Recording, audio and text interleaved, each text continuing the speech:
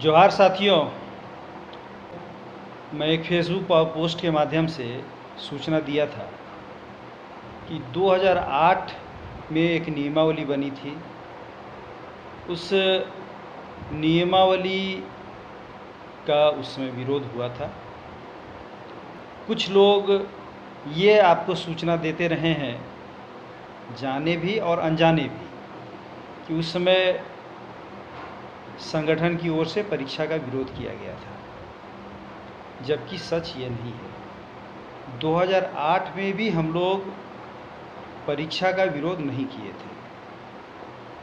हाँ, ये अब दीगर बात है कि जो आपके सामने वर्तमान समय में भी जो नेता हैं बने हुए, वो इस बात को खुलकर आपके सामने कह क्यों नहीं रहे हैं, ये मुझे ठीक से पता नहीं।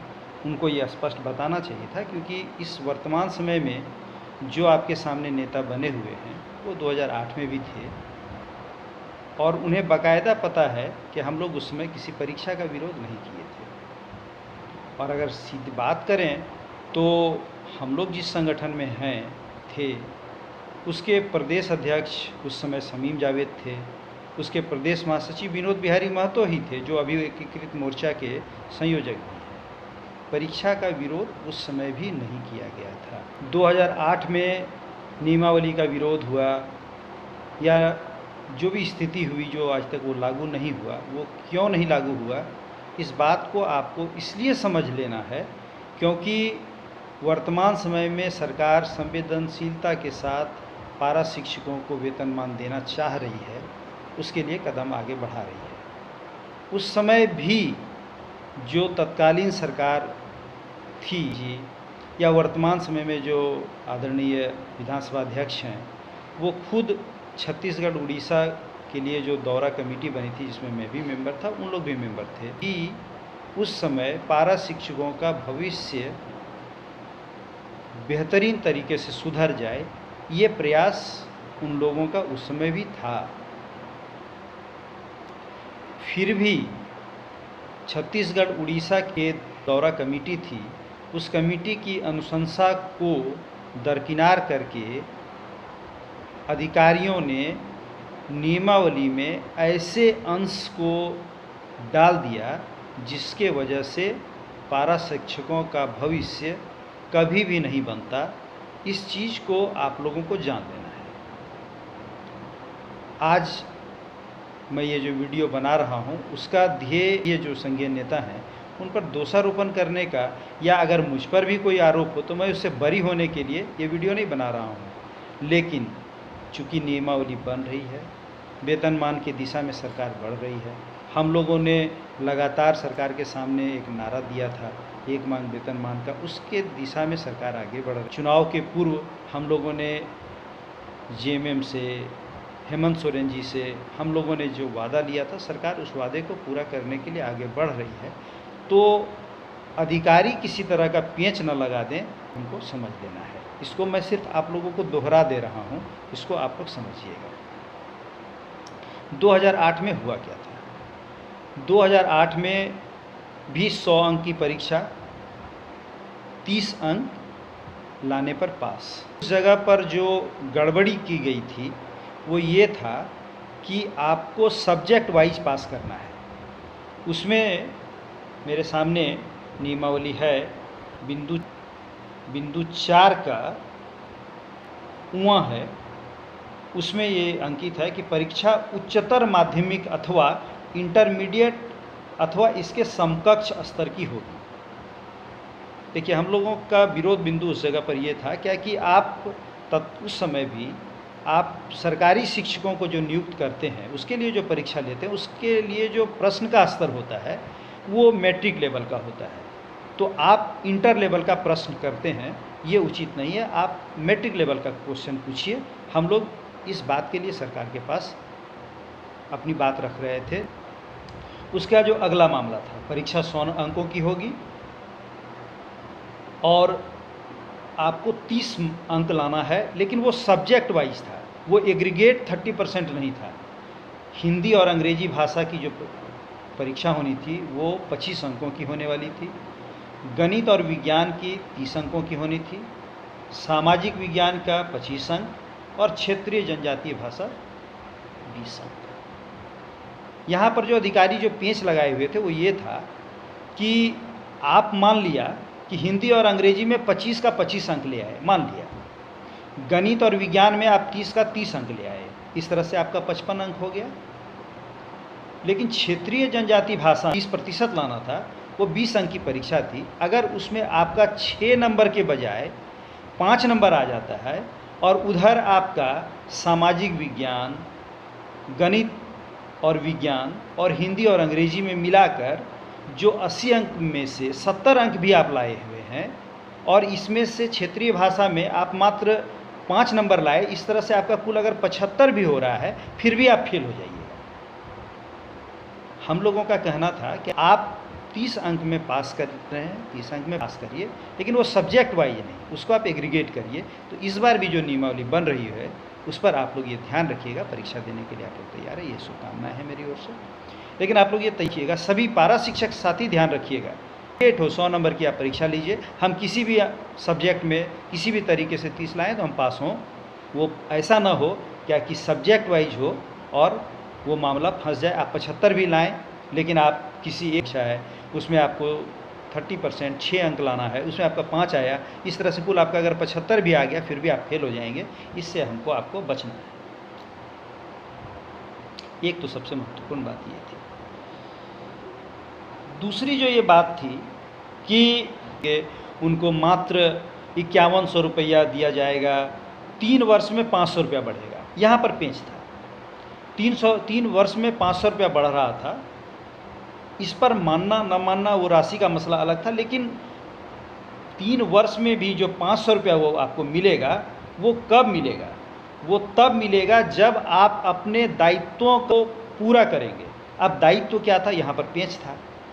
दायित्व तो ये है कि पारा शिक्षकों को विद्यालय के छात्र छात्राओं का स्नेहपूर्ण वातावरण में गुणवत्तापूर्ण शिक्षा देना। अब इसका क्या मेजरमेंट हो सकता है? आप हमारे लिए दायित्व लगा दिए क्या कि आपको गुणवत्तापूर्ण शिक्षा देना है। अब इसका मेजरमेंट कुछ नहीं है। आगे क्या कहते हैं? आगे वो ये कहते हैं कि राज्य सरकार द्वारा निर्धारित न्यूनतम सीखने का जो स्तर है वो आपको सुनिश्चित कराना होगा, तब आपका 500 रुपया बढ़ेगा। और इसका प्रमाण बीओ देंगे कि आपने अपना दायित्व सही तरीके से निभाया, ये प्रमाण बीओ देंगे, तब आपका 3 वर्ष में 500 रुपया बढ़ेगा। अगर वो प्रमाणित नहीं करेंगे तो आपका नहीं बढ़ेगा। इस तरह का पेंच वाले बिंदु से हम लोगों को आगामी नियमावली को बचाना पड़ेगा। इन दो के बाद एक और सबसे जो खतरनाक बिंदु था उस बात को समझ लीजिए। उसमें ये अंकित था कि नामांकित छात्र छात्राओं में से 90% छात्र छात्राओं का विद्यालय में उपस्थिति सुनिश्चित कराना। अब एक पारा शिक्षक को आप ये जिम्मेदारी दे रहे हैं कि अगर इस विद्यालय में 100 बच्चा नामांकित है तो उसमें 90 बच्चा आपको 3 वर्ष तक कंटिन्यू लाना पड़ेगा। ये बीओ प्रमाणित करेंगे तब आपका 500 रुपया बढ़ेगा, नहीं तो नहीं बढ़ेगा।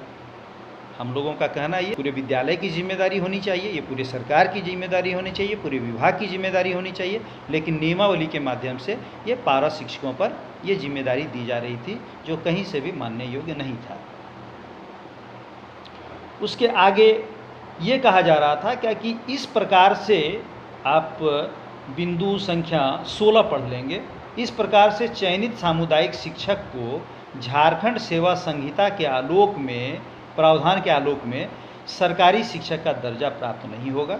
ठीक है, नहीं मान लेते कि ठीक है, पर दर्जा नहीं मिलेगा। लेकिन साथ में वो ये जोड़ दे रहे थे कि भविष्य में सरकारी सेवा में नियमित नियुक्ति के लिए इनका कोई दावा नहीं बनेगा। भाई मेरे, आप ये कह दे रहे हैं कि जो इस तरह से सामुदायिक पारा शिक्षक सामुदायिक हो गया या 60 साल के लिए अस्थायी हो गया, अब वो भविष्य में कभी भी सरकारी शिक्षक बनने के लिए वो दावा नहीं कर सकेगा।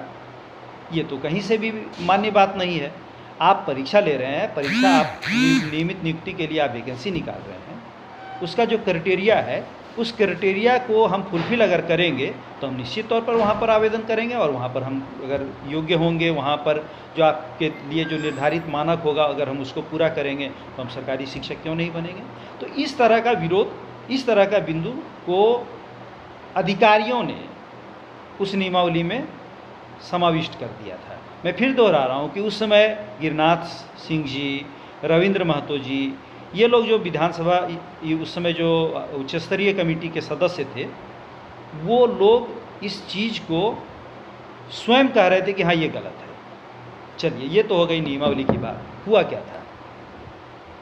नियमावली को हम लोग पढ़े, हम लोग बंधु तिर्की जी के सामने ये बात रखे कि ये नियमावली में ये उपबंध गलत है। हम लोग मुख्यमंत्री तत्कालीन शिबू सोरेन जी के पास हम लोग ये बात रखे। हम लोग छोटा सा एक आंदोलन भी किए और पूरे वैश्विक इतिहास में मुझे जितना याद है, हो सकता है मैं गलत भी हूँ, सरकार के विरोध वाले आंदोलन को खुद सरकार के मुखिया आकर आंदोलन स्थल पर संबोधित किए हों, ये मुझे याद नहीं है। लेकिन झारखंड में ये हुआ। बिरसा चौक पर हम लोग आंदोलन कर रहे थे, स्वयं शिबू सोरेन जी बिरसा चौक पर आए और ये कहे कि हाँ नियमावली के कई उपबंध गलत हो गए हैं, हम कल उसको सुधार करेंगे, आप लोग सुधार करने के लिए आप लोगों को वार्ता के लिए बुला रहे हैं, आप लोग आइए। हम लोग गए, वार्ता हुई, सुधार के लिए सहमति बन गई कि हाँ इन बिंदुओं को सुधार देंगे। सुधार के लिए एक उच्च स्तरीय पुनः कमेटी बन गई।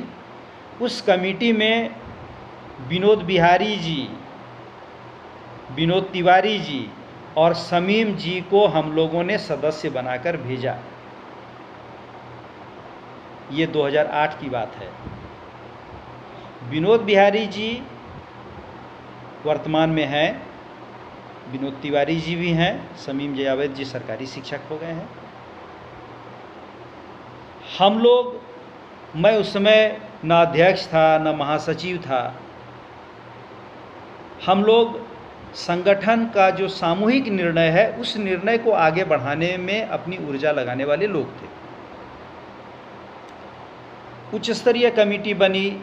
उच्च स्तरीय कमेटी में संशोधन कराने के लिए ये जो 3 संघीय प्रतिनिधि हैं, विनोद बिहारी जी, विनोद तिवारी जी, शमीम जावेद जी, ये क्यों नहीं गए, ये एक अलग वाकया है। इस पर मैं बहुत ज़्यादा डिबेट नहीं करूंगा, लेकिन मैं एक जानकारी ज़रूर दे रहा हूं कि उस उच्च स्तरीय कमेटी में विनोद बिहारी जी थे। संशोधन के लिए वो कमेटी बनी थी। मुख्यमंत्री जी संशोधन के लिए सहर्ष तैयार थे। शिक्षा सचिव पत्र जारी किए थे, कमेटी नोटिफाइड थी, लेकिन संशोधन नहीं कराया गया, नहीं हुआ। क्यों नहीं हुआ? नहीं हुआ, ये आप विवेचना कर लें। मैं एक बार फिर आप लोगों से के सामने ये विनम्र निवेदन कर रहा हूँ कि नियमावली पर नज़र रखिएगा। मुख्यमंत्री जी संवेदनशील हैं, सकारात्मक हैं, वेतनमान देने के लिए तैयार हैं। वेतनमान मिले, अधिकारी नियमावली में इस तरह का कोई पेंच न डाल पाएँ। ये नियमावली के अधिसूचित होने से पहले ये संगठन के वर्तमान सभी नेतृत्वकर्ताओं की जिम्मेदारी है कि नियमावली अधिसूचित हो जाए। ये 2008 नियमावली अधिसूचित है, आज तक ये नियमावली प्रिवेल कर रहा है, नियमावली रद्द नहीं हुई है। नियमावली अधिसूचित होने से पहले आप लोग ये बहुत सूक्ष्मता से ध्यान दे लें कि अधिकारी इस तरह का कोई पेंच न लगा पाएँ नियमावली में, न पेंच वाला बिंदु न डाल पाएँ, जिससे हमारे अंतिम पंक्ति के पारा शिक्षक को किसी भी तरह का कष्ट हो। बहुत मुश्किल से इस सरकार को हम लोग बनाने में तमाम साथी मिलकर हम लोग ऊर्जा लगाए हैं। हम लोग सरकार के सामने ये छवि बनाने में सफल रहे हैं कि सरकार हम लोगों के सहयोग से बनी है। ये कैसे हुआ है, नहीं हुआ है, इस पर कौन कौन क्या क्या किया है, इस पर मैं विवेचना नहीं करूँगा। बस एक विनम्र आप लोगों से आग्रह ये है कि अधिकारियों के पेंच से बचिएगा, कोई ऐसा बिंदु न उसमें आ जाए जिससे नियमावली का आगामी समय में विरोध हो। इसलिए नियमावली के बनने से पहले नियमावली को उसको ठीक से पढ़ लीजिएगा। मुख्यमंत्री और शिक्षा मंत्री दोनों ही पारा शिक्षक को बहुत प्यार करते हैं, दोनों ही इस बिंदु पर संवेदनशील हैं। पुनः दोहरा रहा हूँ, संवेदनशील हैं कि एक अच्छी नियमावली बने, आपको अधिक से अधिक लाभ मिले। आप सिर्फ ध्यान ये रखिएगा कि हड़बड़ाहट में कोई गड़बड़ी ना हो जाए। धन्यवाद, शुभकामना, जोहार।